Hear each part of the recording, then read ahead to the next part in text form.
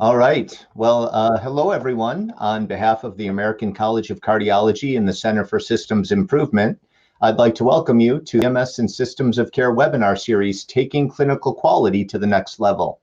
This webinar will take a look at a very useful tool, the composite measure. Tim Phelan usually joins me here as co-moderator, but unfortunately, he had a last-minute scheduling conflict. So I'm glad that Tom's able to join us. For those of you who aren't familiar with Tom's work, he's a battalion chief over at Hilton Head Island Fire Rescue, runs the South Carolina Resuscitation Academy, a number of other activities and accolades. A very busy guy, very productive guy. Glad we have him in the industry. And also he's the force behind Refresh 2021. In case you're not familiar with that, that's a very internationally flavored refresher program to redo your paramedic credentialing.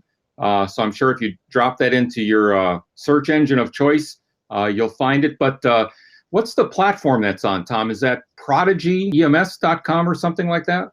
It is prodigyems.com/refresh 2021 will get you to the landing page. Thanks, Mick.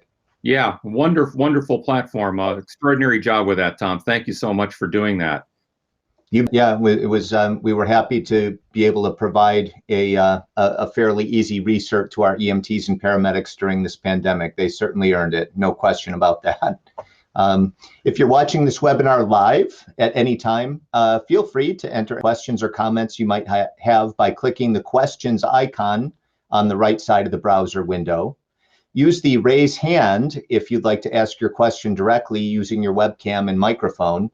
If you're selected, you'll appear on screen with us and be visible to all participants when asking your question. During the webinar, you can provide some feedback to the speakers by using the emoji tool. The emojis you send will float across the screen, as we've already seen some of them. If you're watching the archive recording of this webinar, please feel free to send questions and comments directly to Mick at Mick, that's M-I-C, at improvethesystem.com. The archive recording will be posted soon after the live session with an email notice and link sent out to everyone who registered for the event.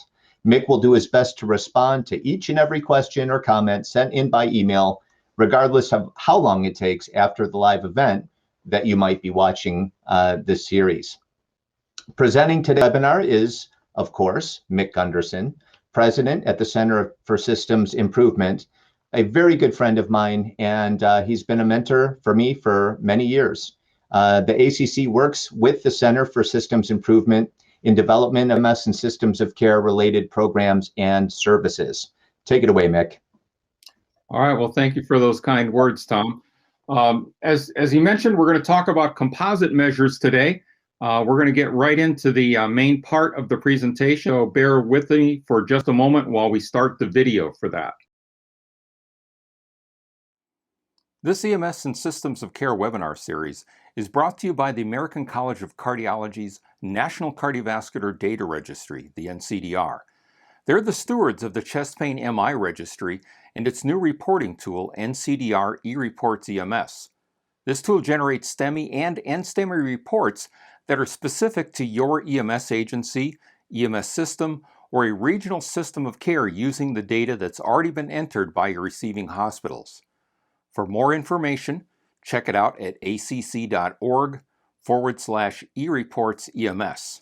If you'd like to watch any of the prior webinars from this series, descriptions and links are available at acc.org/eReportsEMS also.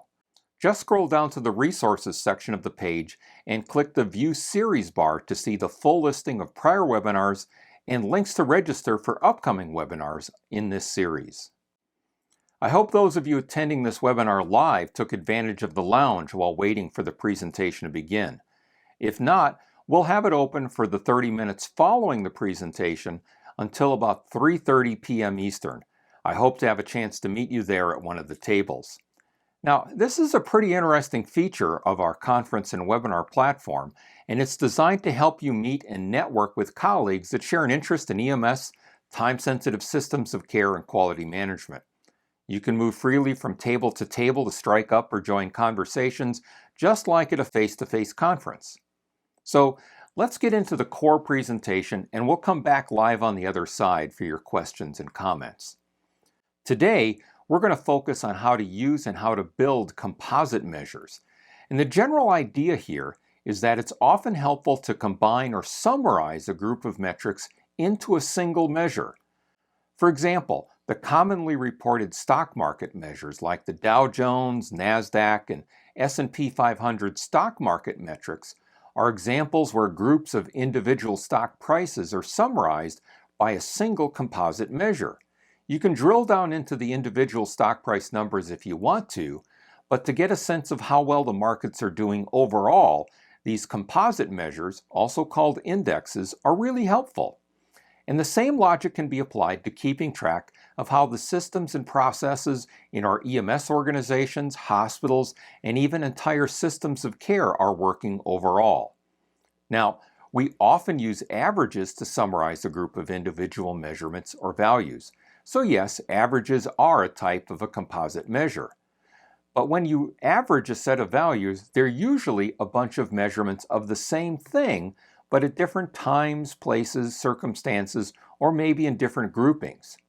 The Dow Jones Industrial Average is a composite measure of the same things, stock prices, but of different companies. Similarly, a STEMI system of care can calculate an average first medical contact to balloon time for a given month. They are the same things, the time intervals between the FMC time and the balloon time, but for different patient episodes of care. And that's all pretty straightforward. Where things can start to get more complicated is when you want to summarize a group of different measures. Let's say that you're tracking several different process metrics in the care of cardiac arrest patients, and you want to summarize these into a composite measure to show how well resuscitation processes are working overall. Let's call it a basic cardiac arrest process performance index. For a given month, we might want to roll up a group of performance metrics like the compression rates, average compression fractions, peri-shock pauses, compression depths, and let's also include the percentage of cases that got a 12-lead ECG after sustained field ROSC. And let's say we want to do that for all of the adult codes that were worked last month by our EMS agency. Keep in mind we could do the same thing with codes in the ED, or by hospital code teams, or by all of the EMS agencies in our regional cardiac arrest system of care. And let's say we have these metrics from 38 cases from the prior month. Here's what that mocked up data looks like. In each episode of care, we would have our post-event cardiac arrest analysis software calculate the average compression rate and several other metrics for each patient episode of care. We're looking at 38 cases from the prior month, so we would calculate an average of those 38 averages to get an average of the averages. Now, before we go any further, let me provide a disclaimer. Calculating an average of average values is not the most precise way to handle the data. You do not get the same result as when you took the raw data that went into each of the smaller averages and then calculated the larger average. The software we typically use for post-cardiac arrest event analysis also does not supply the standard deviation or other measures of data spread when looking at multiple cases. So the reason we're doing this here and why you would likely do this in real life is simple. We have to balance the practicality with precision. The post-event code review software provides results on individual cases. These tools do not have the capability to combine data from multiple cases in a way that calculates the performance metrics on the combined sets of original data, and that would be the most technically correct and precise way to do this.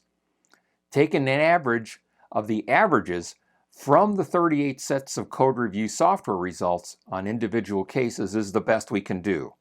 So, any of you watching that have some statistical knowledge, I hope this adequately explains why we're accepting the average of averages here. So, with those caveats in mind, let's look at the results from the 38 cases. We got an average of the average compression rates, and it was 118 compressions per minute for the month. The average of the compression fractions on the 38 cases was 65%, which we'll express as a decimal fraction of 0.65. The average of the average duration of peri-shock pauses on the 38 cases was 14.9 seconds. The average of the compression depths was 1.2 inches.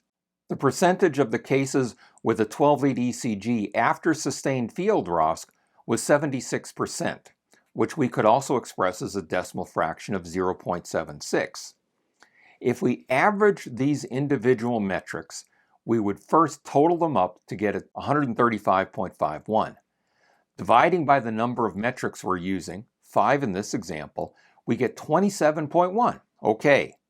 Now let's suppose that we had all the same numbers but 1. Let's say that our average of the average compression rate was 140.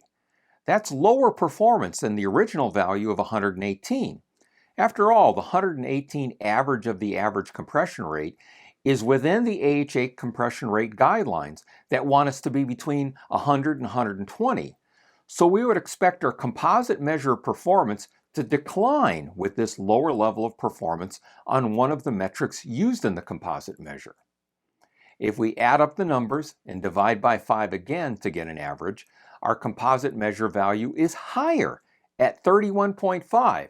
So we got a higher composite measure value for lower performance. Something's messed up here. What's the problem?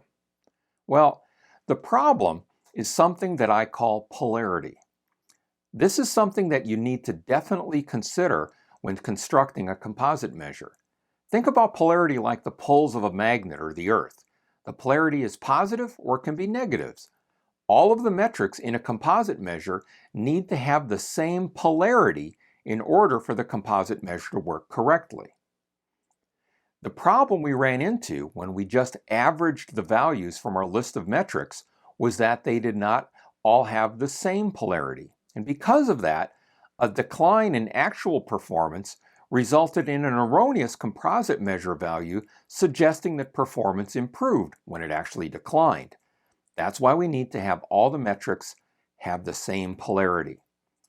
When the polarities are all the same, if any of the metrics increase in numerical value, that will consistently mean that performance was improved, or it consistently means that performance declined. To work correctly in a composite measure, the metrics need to have the same polarity. And if higher numbers on the composite measure are going to indicate better levels of performance, then all the metrics need to have the same positive polarity. And people are used to seeing higher values equal better performance, so adjusting metrics to all have positive polarity is generally recommended.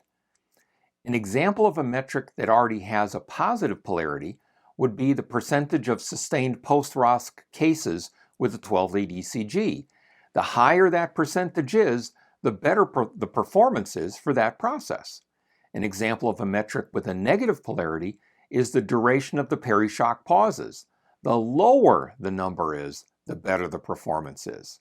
So after we select the measures to be included in our composite measure, we may need to make some polarity adjustments on some of them so that they all have a positive polarity.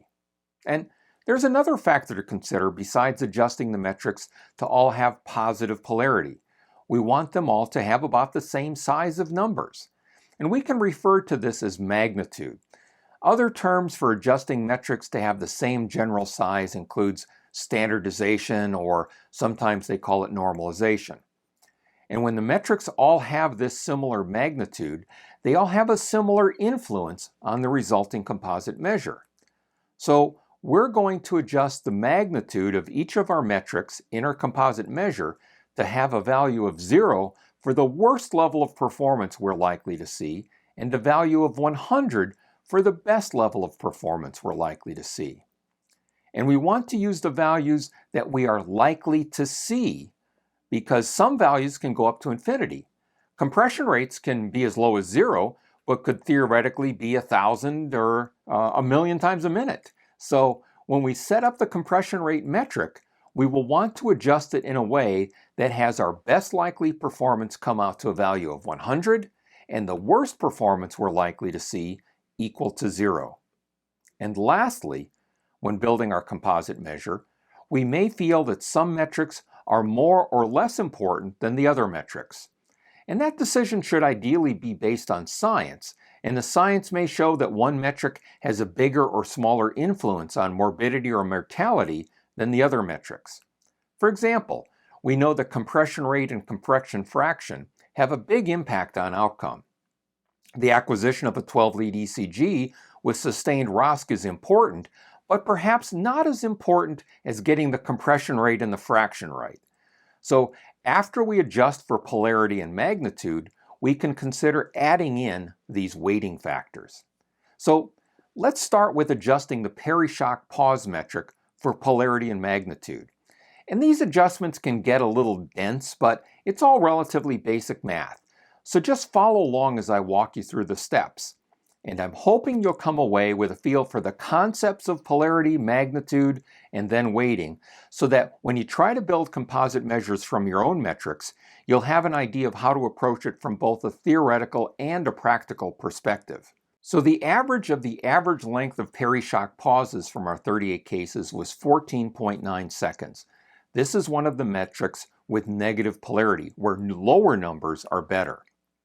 The best result is 0 seconds on peri-shock pauses, which indeed is possible to achieve if you're using automated chest compression devices or a safe process to electrically insulate the rescuer during compressions so that they don't have to pause during defibrillation.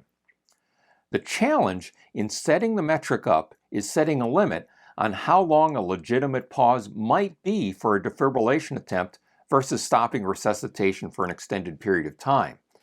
And this is somewhat arbitrary, but let's say that 60 seconds is the longest peri-shock pause we would ever expect to see as part of a legitimate resuscitation effort. So that gives us a range of 0 to 60 between our best likely performance and the worst likely performance. So now we need to adjust the polarity and magnitude in such a way that a peri-shock pause of 60 seconds gives us an adjusted value of 0, and a peri-shock pause of 0 seconds gives us an adjusted value of 100. And we can do that by figuring out how much to multiply 60 by to equal 100. We divide 100 by 60 and get 1.667. So a value of 60 seconds times 1.667 gives us 100. Now we need to flip the polarity by subtracting that from 100. And 100 minus 100 equals 0. So now a 60-second peri-shock pause with that manipulation gives us an adjusted value of 0, just like we wanted.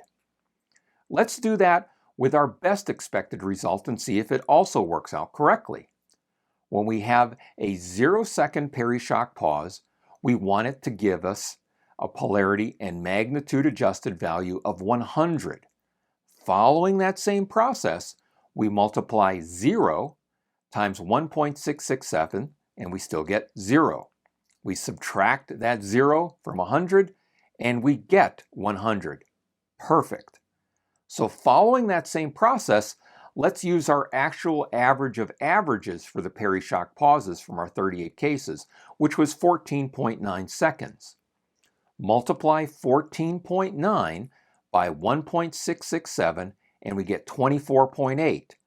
And the difference between 24.8 and 100 is 75.2. That 75.2 is our polarity and magnitude adjusted peri-shock pause metric. A peri-shock pause of 60 seconds gave us an adjusted metric of 0.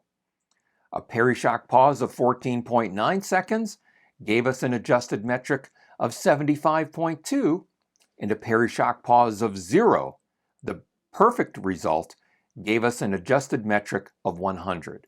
That's just the way we want it to be. So let's try this now on the compression rate metric. The average of the compression rates from our 38 cases was 118 compressions per minute, and the AHA guidelines for adults recommends a compression rate between 100 and 120. These are called specification limits in improvement science terminology. There's a couple different ways to handle specification limits that define a target range of values, But the most straightforward option is to split the difference between the lower and upper specification limits to identify a single optimum value. Splitting the difference between the upper spec limit of 120 and the lower spec limit of 100, we get 110 as our designated optimum value. We're then going to measure the difference between our actual compression rate average of averages and the optimum of 110. This difference in values is also called a variance. The smaller the difference or variance between the measured average compression rate to the optimum of 110, the better the performance is. The bigger the number in that difference, the worse the performance was. The best result is 110 per minute on the rate, and our metric is based on the variance from that, 110. So perfect performance would be 0 variance from 110. So that's our target, 0. In our very first example, the average of averages was 118 compressions per minute. That's a difference of 8 from the optimum rate of 110. So the variance from 110 is 8. In the second example we gave, the average of averages was 140 per minute. That's a variance of 30 from the optimum of 110. So our number there would be 30. Nice. The bigger the variance between the optimum value of 110 and the actual value of our average of averages, the lower the performance is. And remember, variance is what we're focusing on. And because of that, this is a negative polarity metric. So we will have to flip this to a positive polarity metric and adjust things so that the worst level of expected performance equals 0 and the best expected performance will equal 100. And our challenge again is setting a limit on how fast and slow we might reasonably expect to see actual performance. It's arbitrary, but let's say the highest we reasonably would expect to see is 200 a minute. That's a variance of 90 from our optimum rate of 110. If we use that same variance number on the low end, that would be 20 per minute. That's probably slower than we'd really see, but we can work with it. So our best performance on the adjusted metric would be 0, which is the value we get when the rate is 110. The worst performance we expect to see is 200 per minute on the fast end and 20 per minute on the slow end. They both have a variance of 90 from 110. So 90 is the worst value we would ever expect to see on a legitimate resuscitation effort.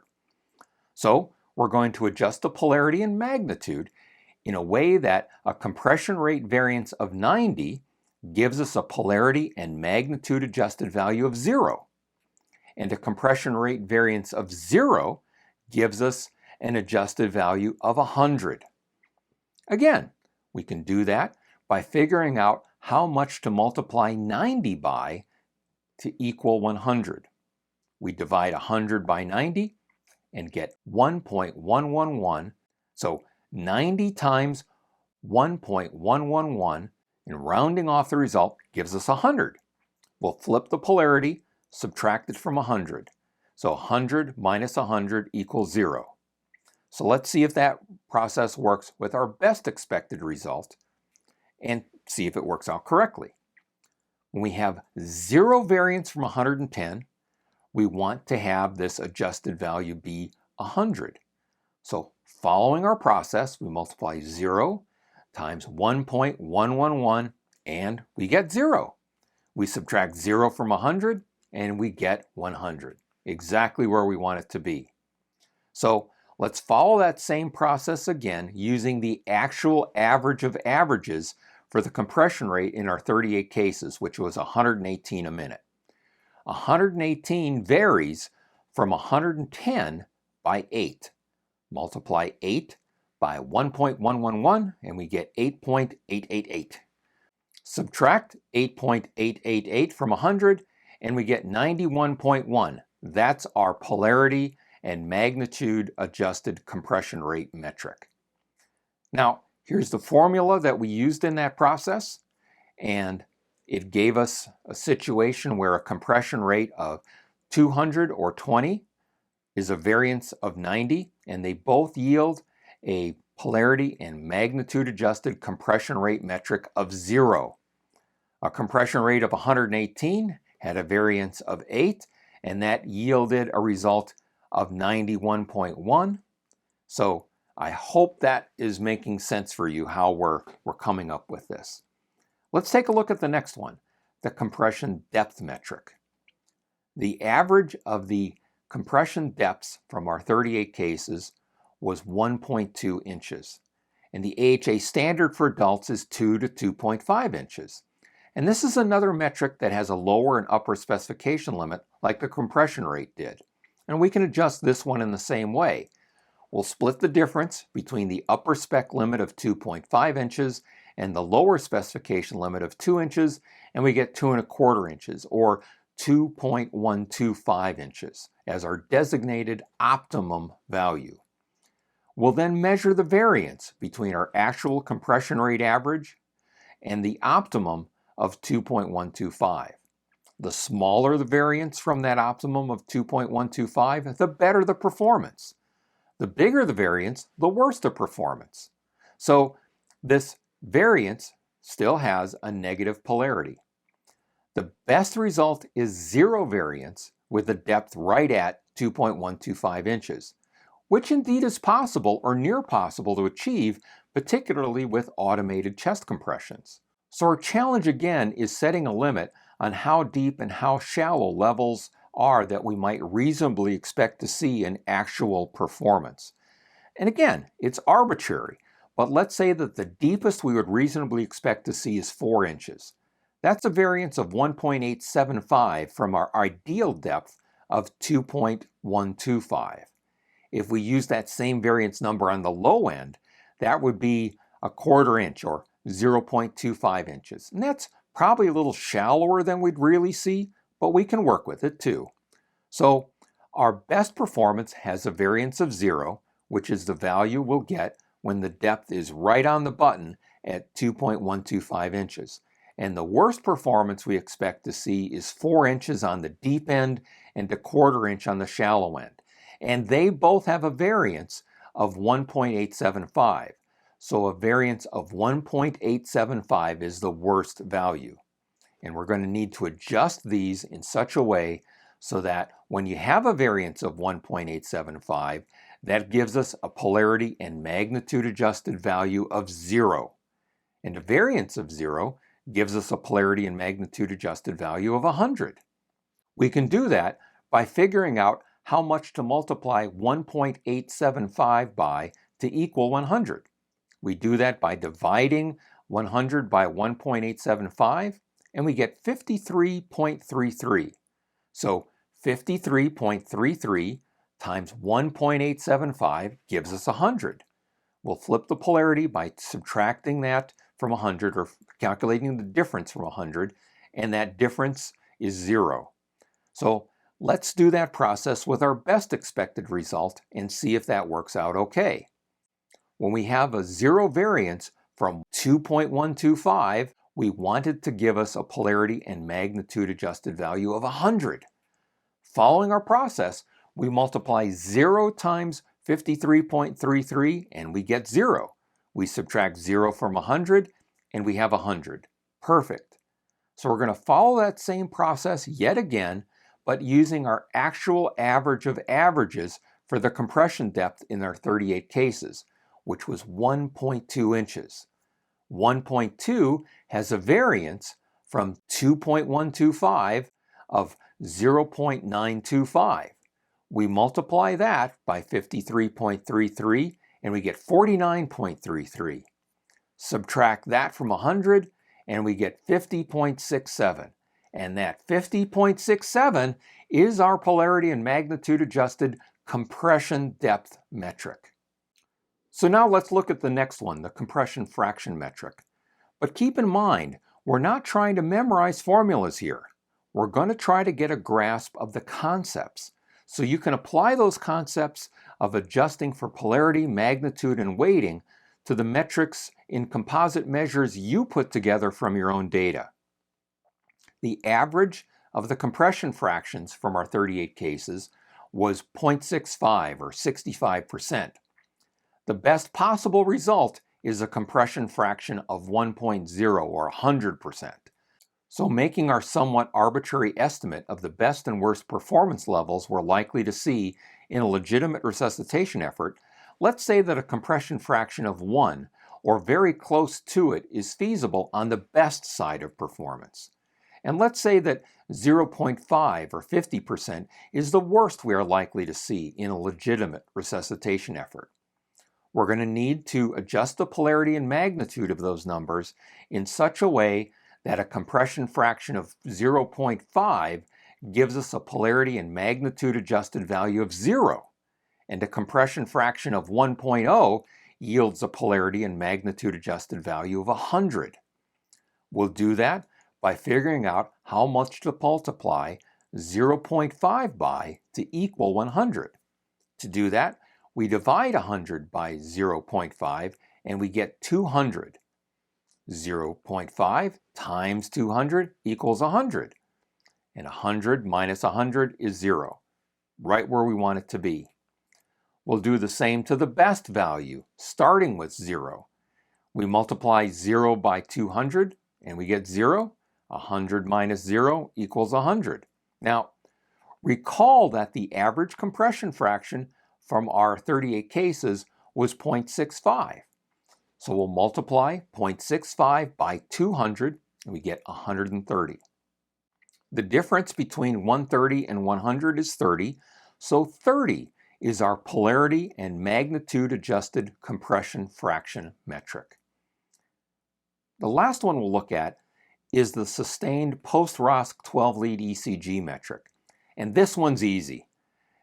The rate for getting a 12-lead ECG after sustained ROSC on our 38 cases was 76%. So the best possible value is 100%, and that's the target. The best performance we're likely to see is 100%. It's also likely that we could see a performance level of 0% on this metric. So here's the kicker.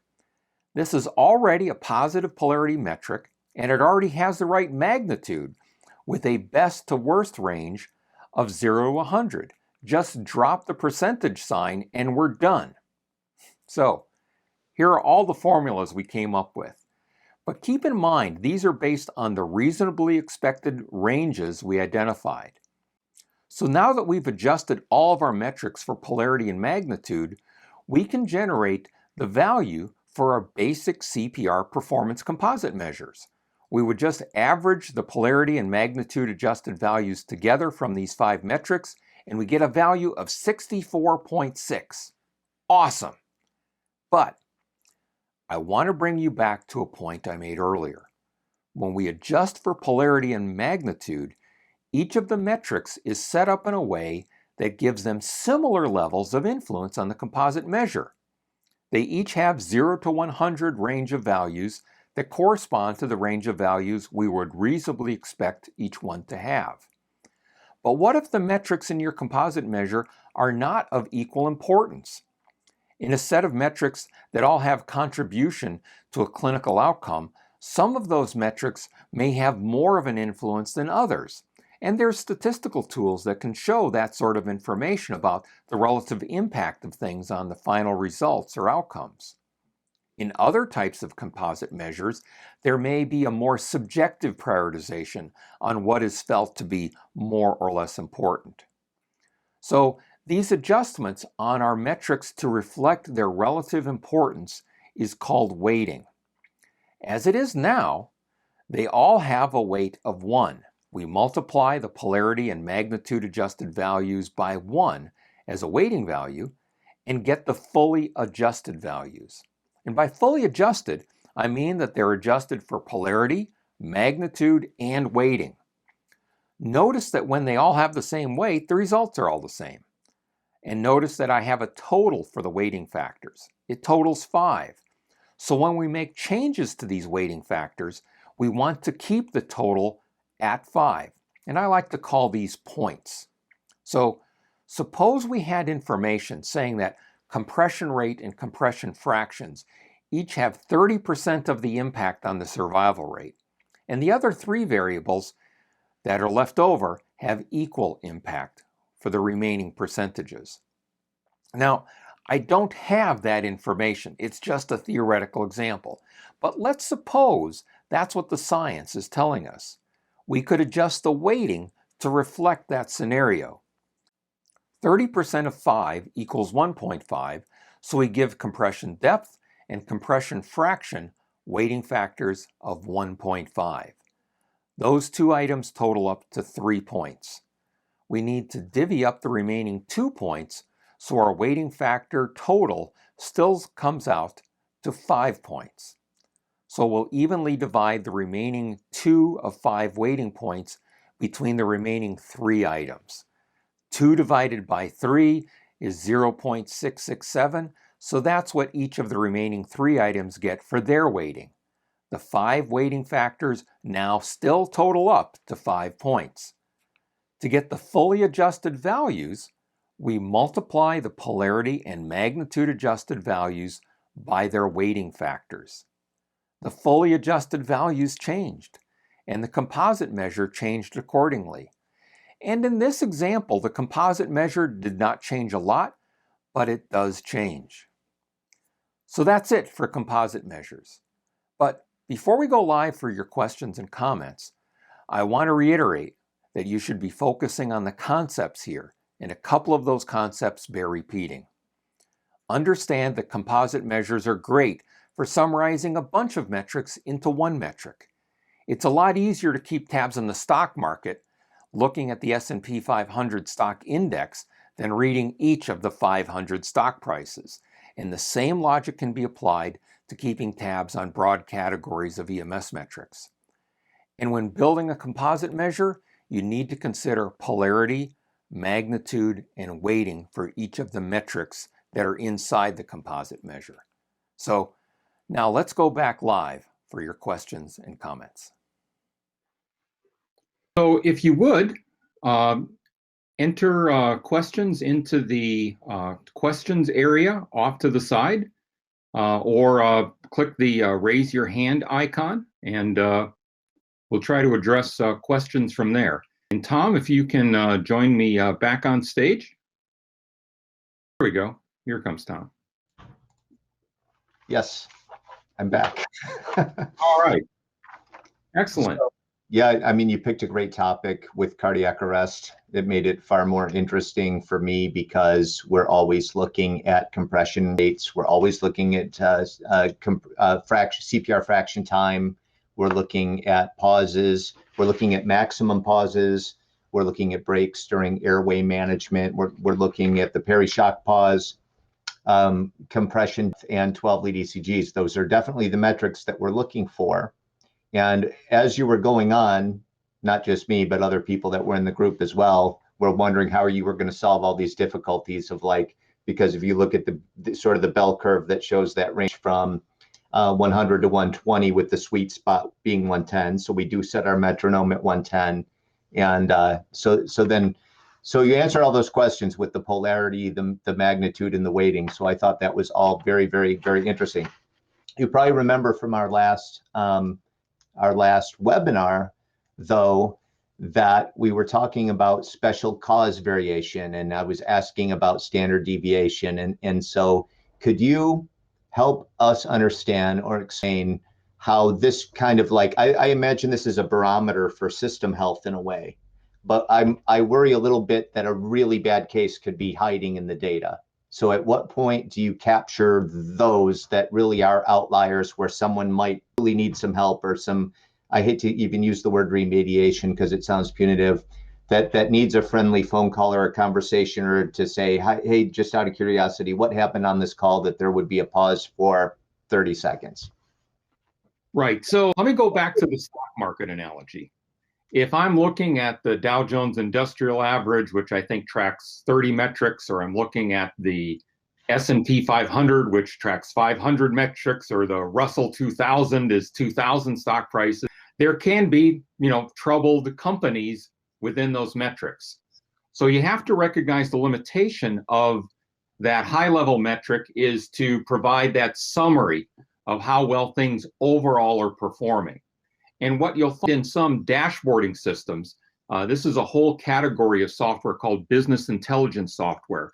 And what you'll find in these business intelligence software platforms is you'll see that high-level composite measure, and sometimes it'll have a little flag on it. And the little flag will tell you that there's something in whatever level of drill down is involved is off the charts. Something's wrong. There's special cause variation. And then you can then drill down as necessary to find where that particular problem is. So yes, that's an important issue, but don't let that take away from the value of having that high-level metric that maybe is what you report to your city council, your medical control board, public reporting, whatever the case may be.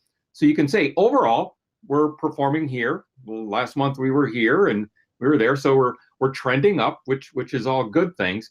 And that's not to say that there wasn't a problem case somewhere, but there's a difference in the application of whether or not the high-level metric is for simple reporting to external bodies, or if you're using it as an operational metric. And if you're using it operationally, don't forget to drill down once in a while and look at the granularity in the data, just as you point out, Tom, to see if there's anything in there that should be of concern. And that's where the standard deviation becomes important, is you might have, just to take an extreme case, you might have a case that had a compression rate of 20 and a case that had a compression rate of 200. You average those together and you get your 110. But right. That doesn't mean that, the performance was good.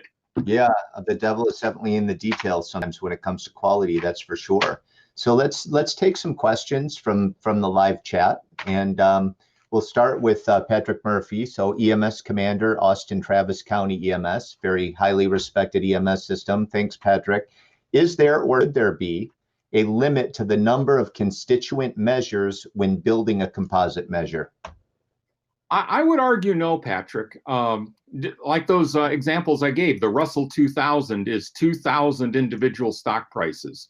So if you have a lot of metrics in your performance tracking system, the performance or the composite measure is a great way to do the roll-up for all of those.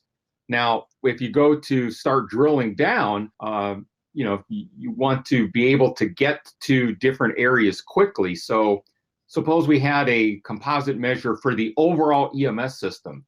We might have some of those scores come from clinical performance, some from operational performance, others from financial performance, HR, fleet, supply, etc.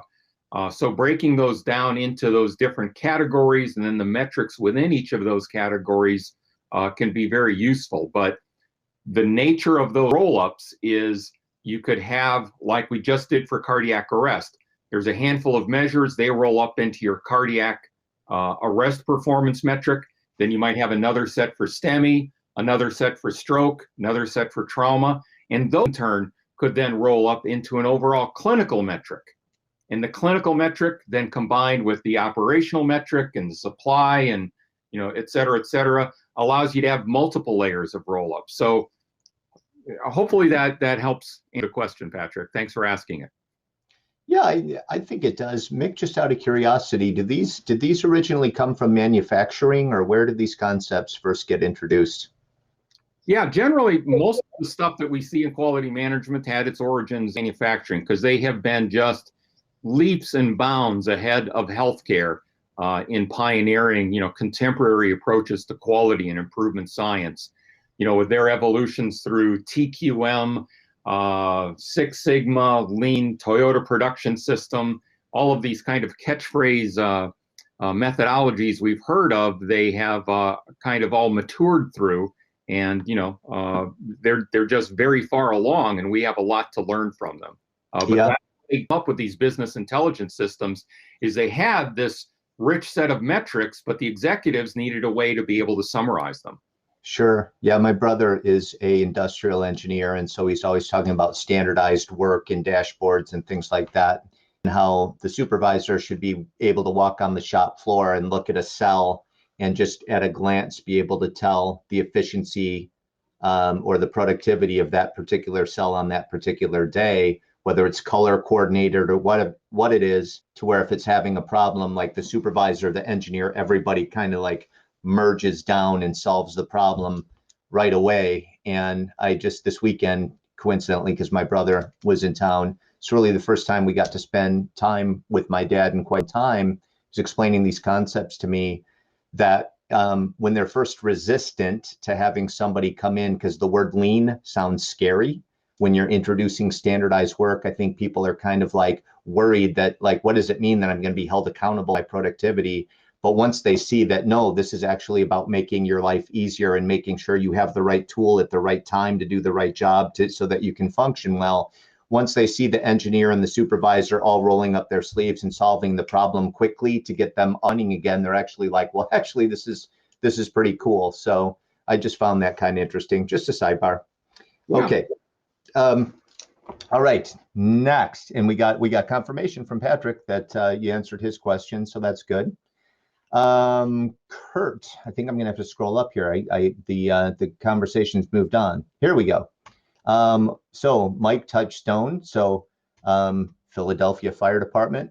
Is that the best? Is that the best EMS system in the country, Mike? Let us know in the chat. You know, I've actually got a picture of Ben Franklin wearing a fire helmet right next to my desk here.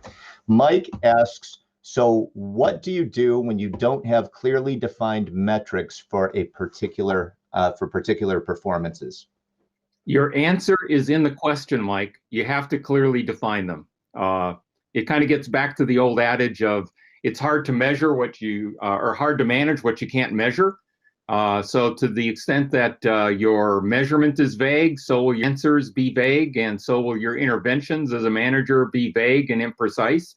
So you just need to tighten that up. And that's where, you know, the EMS Compass and the NEMSQA initiatives, et cetera, to try to provide some standardized metrics can potentially play a useful role. I'm a little disappointed that that whole thing isn't moving along faster, but I think for a lot of EMS agencies, as an industry move forward and get more standardized metrics, not just in the clinical area, but in operational, financial areas, et cetera, we'll be able to just adopt those more precisely defined measures, tweak them if necessary at a local level, but that'll help take a lot of the difficulty away from having those more precisely defined measures. That's my hope anyway.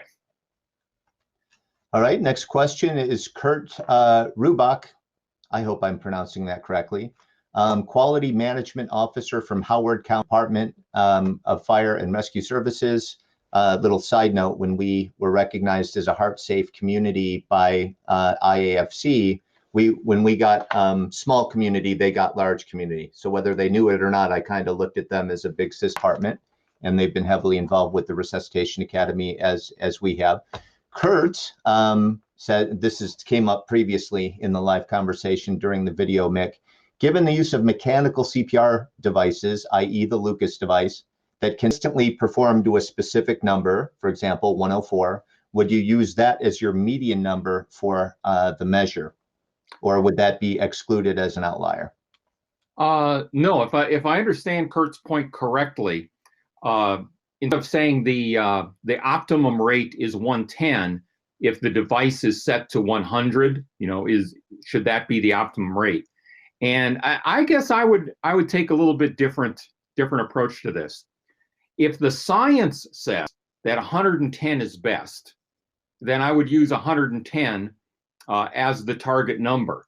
And then it's up to the device user and the manufacturer to have the technology match that optimum number.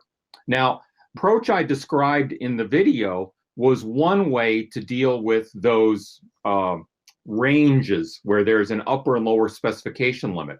The other way you could handle that is, instead of measuring the variation from that optimum center point, we could measure the variance from 100 on the low end and from 120 on the high end. So let's suppose you had a rate of 130, that would have a variance of only 10 from the upper control limit, or the upper specification limit rather, of 120. So you got a variance of 10. You would treat 100, you know, anywhere between 100 and 120 as 0, and then the variance, if it's below 100, you'd look at that. So you'd end up with 90 kind of having the same performance result as 130. They both are 10 outside of that window. So if you took that approach and your focus device, your thumper, your auto pulse, whatever it is, if it's within that 100 to 120 range, all of those would be counted as 0, and then you just measure the variance outside of that window. So that's another way to work with the numbers in a way that maybe is a little bit more accommodating to the technology. Thanks, Mick. And then next question is from Robbie McHugh from the EMS Leadership Academy. What BI tools do you recommend to build a composite metric? Would building this out in a spreadsheet be a simpler place to start? Yes, absolutely. I really like building your prototypes in Excel because it forces you to figure out the formulas and understand the underlying logic of your tool. One of the problems I see sometimes that people have with these higher level BI tools is they don't understand what's going on inside the black box, which I think is a very negative factor.